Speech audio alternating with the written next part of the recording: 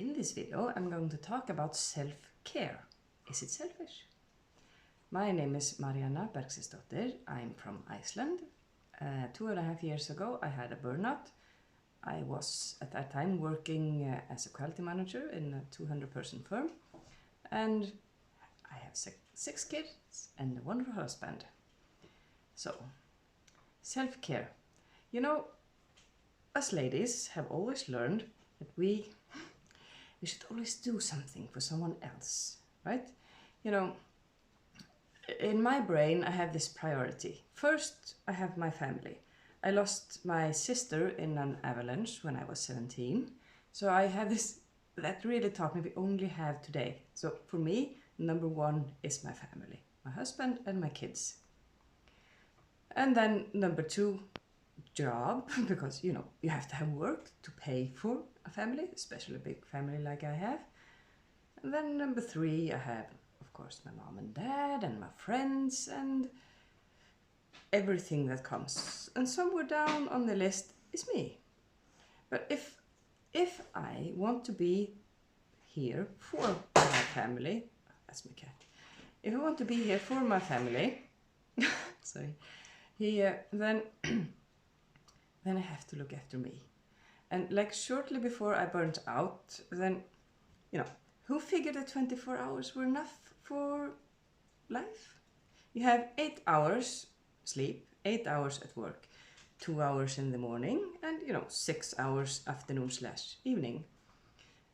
And for me, I was, the morning was really nice. I started with a meditation. My husband was really kind because he knew I was stressed and did almost everything in the morning, started with the kids. So I had 20 minutes for myself to meditate and then come thing, and getting kids out. Then I walked to work. So that was my time to walk to work. It's not so far. And then work day, and then we have these 6 hours. And in these 6 hours, I'm supposed to squeeze everything in.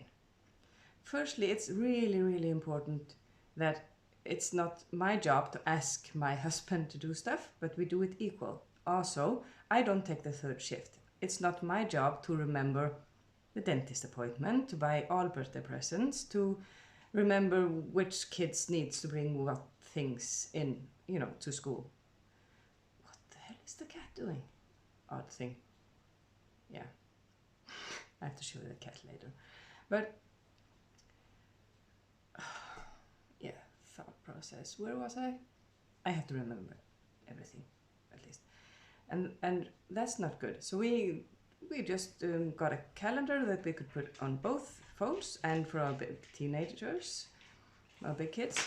So we just write down. If I open the mail first, I write down on Thursday the kid is going to do this or whatever. So we have this. In the same app we have, if the toilet paper is running out, I put it in. But it's not my responsibility to be the person that makes sure we always have toilet paper.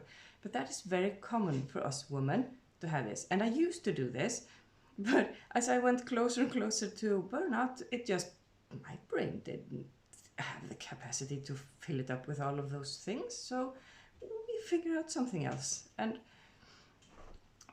now, because I have a burnout and I don't do mornings anymore, my husband does, and he's complaining that he has to remember everything.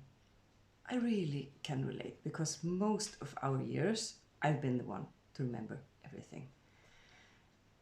We have to make a bigger list now. But anyway, that's one thing.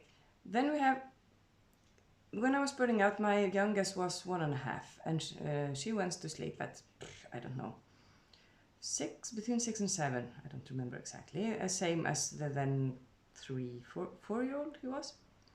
So I had from 4 o'clock to 6, me and my husband, to shop, to, pick up the kids, to do homework, drive the kids to whatever the bigger kids were doing, because that's a lot of stuff. We are pretty close to the sports facilities, so mostly they can go on their own. But anyway, we're always playing taxi, even if you try not to. So in 2 hours, there are too many things happening. I like my kids. I want to be with them when my youngsters, you know, just sit with them. If they're tired, we can read a book or just sit together and they play or whatever. It was even so bad that my longing to be with my kids, that when my oldest went to kindergarten or preschool or whatever you call it, the teachers there asked me, do you play with her a lot? You know, can you play with her a little bit less? Because she isn't good at finding something herself. So I tried to tone it down a bit. But the point is, this isn't enough time. Then you get them to bed. And when they're in bed, it's the next kid to put to bed. But in the evening, I want to talk to my teens and my husband.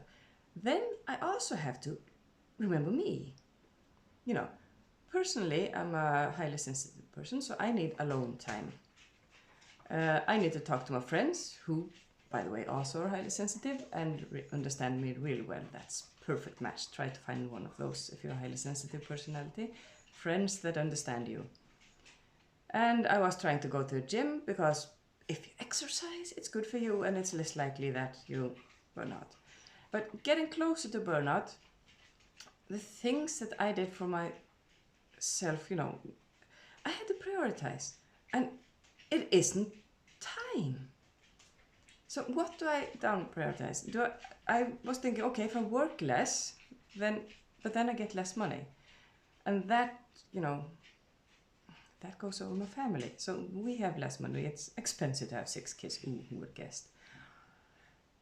So I was in this situation. I also read a blog or something from a psychiatrist who was talking about that many people with burnout that come to them, they all say this, I knew I should have worked less, but then my family would have less. And it was exactly my thought.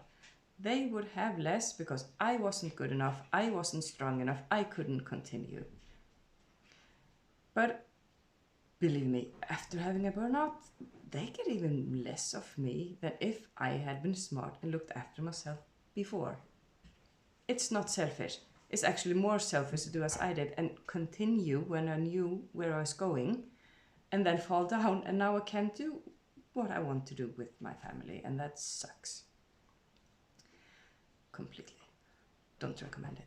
So for you that are in this stress situation with your calendar completely filled out, you know, I think we should make an agreement with God or the universe or whatever to stretch this 24 hours, or we could try to get the governments and the firms to make work-life balance actually work. In Iceland, there are firms that are trying out, and the government too, to have what they call a 4-day work week. Most people make it 5 days but have shorter days, and that changes everything.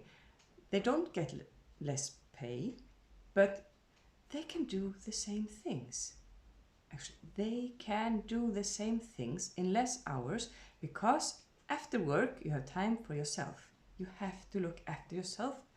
It's more selfish to don't do this and burn out than to look after you.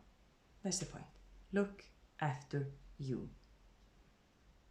And then you just got to get the system to change, right? That's gonna work. That's my plan. With me?